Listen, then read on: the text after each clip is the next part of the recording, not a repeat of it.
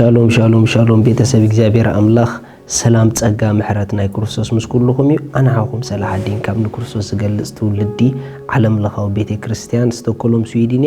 እዚ ድማ ንዝበለጸ መዓልቲ ዝበለጸ ቃል ንካፈለሉ ፕሮግራምና እዩ ከምቲ ዝሓለፈ ዝቐንደናዮ ን2021 ዝተነገረልና ቃል ኣብ ህይወትና ተፈጻሚ ንክኸውን እንታይ ዓይነት መንገዲ ክንከተል ኣለና ዝብሊና ንርኢ ዘለና 2021 እምበኣር ናይ መንፈስ ቅዱስ ዓመት ክኾነልና ንደሊ እንተደኣ ኮይና ብሓቂ ናይ መንፈስ ቅዱስ ምንቅስቓስ ጽጉኡ ሓይሉ ምልኣቱ ኣብ ህይወትና ክንርኢ እንድሕር ኮይና 2021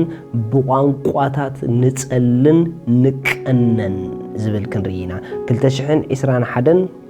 بمنفس قدوس نخنملا بقانقاتات نصلن نقنن بمنفس نخنملا زبل كنرينا كابتا حدا بمنفس قدوس كنملا زغبرنا بقانقاتات نصلن تدا خوينا كومو دما بقانقاتات نقنن نزمر انتدا خوينا كل غيزي هيوتنا بمنفس قدوس نقتملا ريديا مخنياتو بقانقاتات كنصلو خلنا بقانقاتات بمنفسنا خنقنيلو خلنا نا املاح كم منفسنا بتسو زهبنا قانقاتات غيرنا كنقن كنزمر كنصلي انتدا جميرنا بتخكل كم حسابو غيرنا سلنصل زلنا اتزبلص بمنفس قدوس نرسنا تشارج نغبرلو منገድ ንስዩ ምክንያቱ እትቡ ቋንቋ ደጽሊ ንርሱ ይሃንጽ ይዝብል ቀዳማይ ቆሮንቶስ 14 እንተ ደኣ ንርስና ክንሃንጽ ንደል ኮይና በመንፈስ ቅዱስ ክንምላ ኣለና ምክንያቱ ክርስቲያን ዝህነጽ በመንፈስ ቅዱስ ብዝተመልኦ መጠን እዩ በመንፈስ ቅዱስ ክንምላ ተደኣ ኮይና ከዓ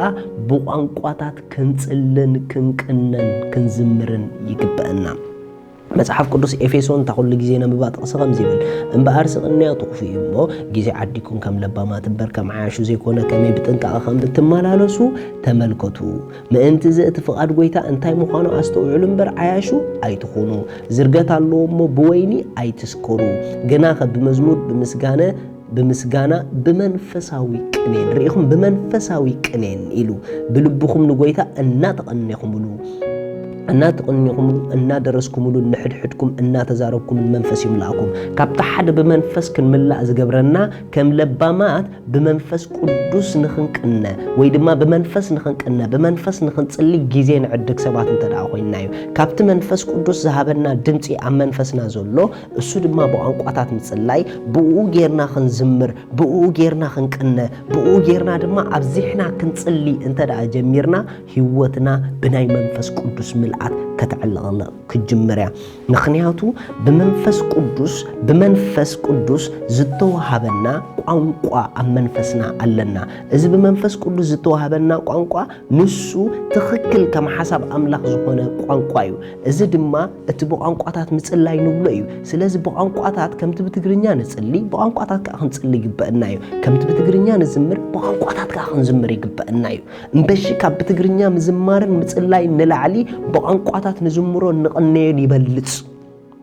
بعسرت ايدي بلص مخنياتو اتبقانقاتات نزمرو اتبقانقاتات نصليو اتبقانقاتات نقنيو كاب عمرنا زمصي كونن كابي زمصيدا كم منفس زمصيو كم منفس قدوس منفسنا توهيبو كم منفسنا كانوصو نغري مصحف كزارب كله ቀዳማይ ቆሮንቶስ 14 ጥቅስ 15 ከንዚብል እንታይ ዳዩ በመንፈስ ክጽሊ ግናኸ በእምሮ ድማ ክጽሊ በመንፈስ ክዝምር ግናኸ በእምሮ ድማ ክዝምረ ሪኢኹም በእምሮ ዝብሎ ዘሎ ነዚ ቋንቋና ንጥቀመሉ እዩ በመንፈስ ዝብሎ ዘሎ ድማ ነቲ ቋንቋታት ንጽሊ እዩ ሪኢኹም ከምቲ በእምሮና ንጽሊ በትግርኛ በቋንቋታት ድማ በመንፈስና ክንጽሊ ይግበአና እዩ ካብ በእምሮና ንላዕሊ ግን ናይ መንፈስና ይበልጽ ምክንያቱ እቲ መንፈስ ኣብ ሓቂ ዝነብር مخنياتو تمنفس بحقي زخير مخنياتو اتمنفس ابو يزولو اتحقنا እግዚአብሔር ነገር ስለዚህ ሁሉ ጊዜ ኣብ 2021 በመንፈስ ቅዱስ ንኽትጽልዩ ስፔሻል ታይም ያለው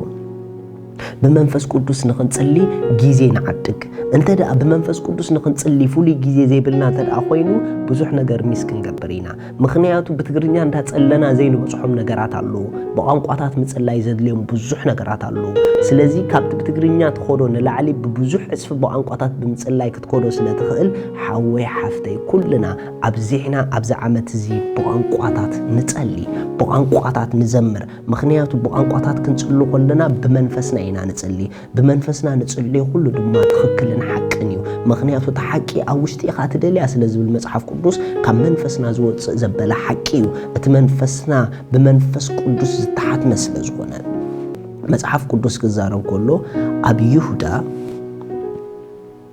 ይሁዳ ምዕራፍ 1 ጥቕሲ 20 ንስኻትኩም ግና ኣቱም ፍቑራተይ በታ ካብ ኩሉ እተቐደሰት እምነትኩም ንርእስኹም እናሃነጽኩም ብመንፈስ ቅዱስ እናጸልይኹም ርኢኹም ብእምነት እናዓቢ ብእምነት ንርእስና እናሃንጽ ብመንፈስ ቅዱስ ክንጽሊ ከለና እዩ ስለዚ ብመንፈስ ቅዱስ ደጋጊምና ንጽሊ እንድሕር ኮይና ብእምነት እንዳወሰኽና ክንከይድና ብእምነት እንዳወሰኽና እንድሕር ከይድና ድማ ካብ ክብርና ክብሪ ክንሳገሪና ኣምላኽ ሰማይ ይባረኽኩም ብእምነት ንኽትዓቢ ብቋንቋታት ኣብዚሕኩም ጸልዩ እግዚአብሔር ብነገር ኩሉ ምሳኹም እዩ ንጎይታና ኢየሱስ ክርስቶስ ኣብ ህይወትኩም ወሲንኩም ደይተቐበልኩሞ ሎሚ ዝዓድል እዚኣ ተጠቀሙላ ንጎይታ ተቐበልዎ ናይ ዘለዓለም ህይወት መታን ክትረኽቡ እቶም ንጎይታ ክትቀበልዎ ትደልዩ እዛ ጸሎት እዚኣ ምሳይ ጸልዩ እግዚአብሔር አቦ ስለ ውድኻ ኢየሱስ ክርስቶስ የመስክነካ ኣለኹ የኣምን ኣለኹ ኢየሱስ ክርስቶስ ስለ ኃጢአተይ ከም ዝተሰቕለ ዕዳ ኃጢአተይ ከም ዝኸፈሎ ስለይ ከም ዝሞተን የኣምን ኣለኹ ብሳልሰይቲ መዓልቲ ኣምላኽ ካብ ምውታት ከም ዝተንስኦ የኣምን ኣለኹ ንኢየሱስ ክርስቶስ ብምእማነይ ኣነ